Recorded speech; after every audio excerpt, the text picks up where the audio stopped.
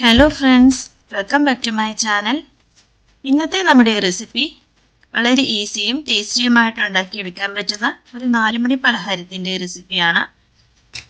Easy ആയിട്ട് വീട്ടിലുള്ള 2-3 ചേരുവകൾ കൊണ്ട് തന്നെ വെറും 5 മിനിറ്റിൽ ഉണ്ടാക്കിയെടുക്കാൻ പറ്റുന്ന ഈ 4 മണി പലഹാരത്തിൻ്റെ റെസിപ്പി എങ്ങനെയാണ് ചെയ്തെടുക്കുക നോക്കിയിട്ട് വരാം. ഇതിനായിട്ട് 2 പഴുത്ത നേന്ത്രപ്പഴം എടുത്തിട്ടുണ്ട്. ഇനി ഇത് നമുക്ക് ചെറുതായിട്ട് കട്ട് ചെയ്ത് ഒരു ജാറിലേക്ക് ഇട്ട് കൊടുക്കാം. ഇപ്പം ഞാനൊരു മിക്സിയുടെ ജാറിലേക്ക് ഈ നേന്ത്രപ്പഴം ചെറിയ റൗണ്ട് പീസുകളായിട്ട് കട്ട് ചെയ്ത് ഇട്ട് കൊടുത്തിട്ടുണ്ട്. 2 പഴവും അതുപോലെ ഇട്ട് കൊടുത്തിട്ടുണ്ട്. അതിനുശേഷം മധുരത്തിന് ആവശ്യമായ പഞ്ചസാരയും കൂടെ ചേർത്ത് കൊടുക്കാം. ഞാനൊരു 3 ടേബിൾ സ്പൂൺ പഞ്ചസാരയാണ് ചേർത്ത് കൊടുത്തത്. ഇനി ഇത് രണ്ടും കൂടെ ഒന്ന് മിക്സിയിൽ അടിച്ചെടുത്ത് കൊണ്ടുവരാം. ഇനി ഈ മിക്സ്ചറിലേക്ക് 1 കപ്പ് മൈദാപ്പൊടിയാണ് ചേർത്ത് കൊടുക്കേണ്ടത്. മൈദയ്ക്ക് പകരം ഗോതമ്പൊടി വേണം ചേർത്ത് കൊടുക്കാം. ഒരു ഫ്ലേവറിന് വേണ്ടിയിട്ട് 1/2 ടീസ്പൂൺ ഏലക്കപ്പൊടിയും 1/2 ടീസ്പൂൺ ബേക്കിംഗ് പൗഡറും, ബേക്കിംഗ് പൗഡറിന് പകരം ബേക്കിംഗ് സോഡ വേണേലും ചേർത്ത് കൊടുക്കാം. ഒരു നുള്ള് ചേർത്ത് കൊടുത്താൽ മതി. ഒരൽപ്പം ഉപ്പും കൂടി ചേർത്തിട്ട്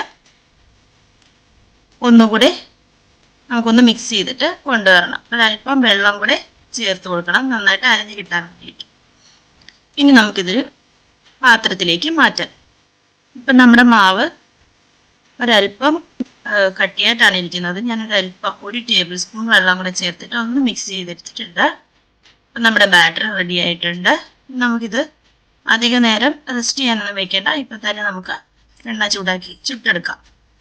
ഇതിന് വേണ്ടിയിട്ട് ഒരു പാനിലേക്ക് എണ്ണ ഒഴിച്ചിട്ട് അതൊന്ന് ചൂടായി വരുമ്പോഴത്തേക്ക് ഓരോ തവി മാവ് നമുക്ക് ചെറിയ ചെറിയ ചെറിയ റൗണ്ട്സ് ആയിട്ട് ഒഴിച്ചു കൊടുക്കാം. നെയ്യപ്പമൊക്കെ ചുടുന്ന രീതിയിൽ ഒഴിച്ചെടുക്കണം.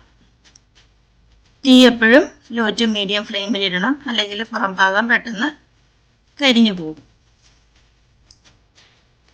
ഇനി നമുക്കിത് ഒരു വശം ഫ്രൈ ആവുന്നത് വരെ വെയിറ്റ് ചെയ്യാം.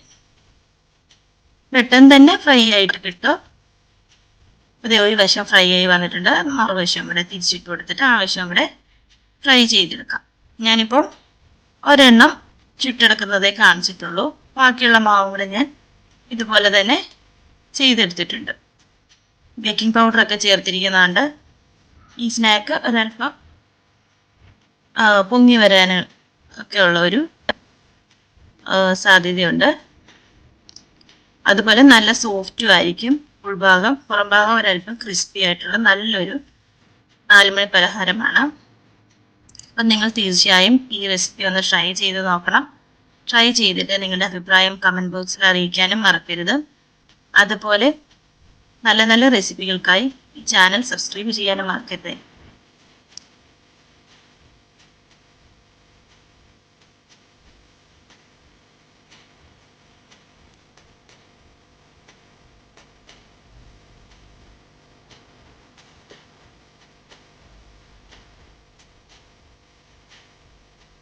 അപ്പോൾ thank you for watching my video. Take care. Bye bye.